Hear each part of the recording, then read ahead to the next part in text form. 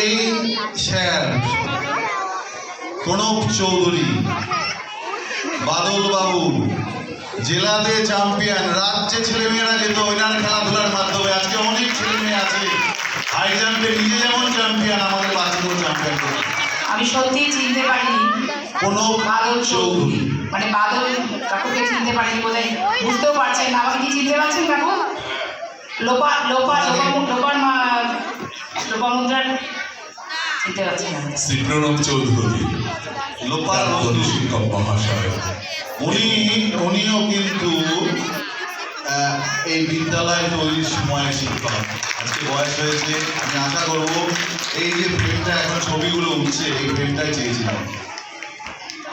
কিছুদিন হঠাৎ করে চাকরি পেল প্রথম, নবগ্রাম থেকে এলো আমাদের মধ্যে শ্যামল মণ্ডল, দিয়ে বাড়ির কাছে চলে গেছে, পালিয়ে গেছে, তবুও কিন্তু শিশু ভারতী থেকে ছাড়তে পারেনি।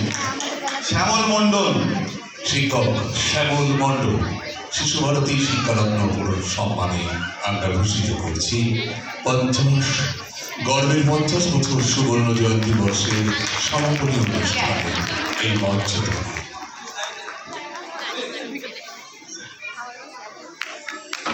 আমাদের বর্তমান শিক্ষক, এই লাইনটা করে আমি ওদিকে চলে যাবো। বর্তমান শিক্ষক এখন আছে, আর হয়তো 2-3 বছর চাকরি আছে।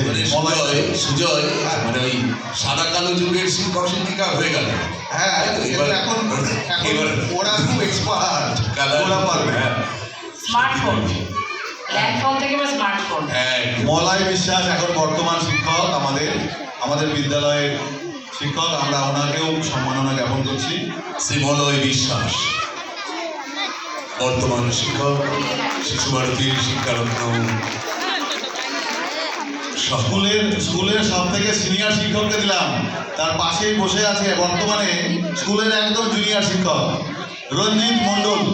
বুম বুম বলে আমাদের শিক্ষক সামনে আসবে এবার। রঞ্জিত মণ্ডলকেও আমরা এই সম্মাননা জ্ঞাপন করছি।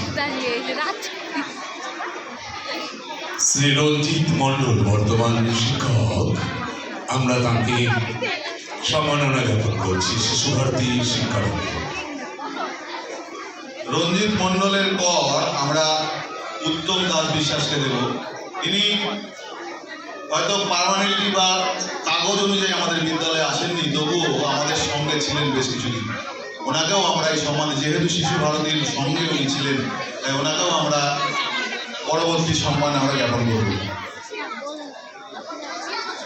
রঞ্জিত মণ্ডলের পর আমরা দেব উত্তম দাস বিশ্বাসকে।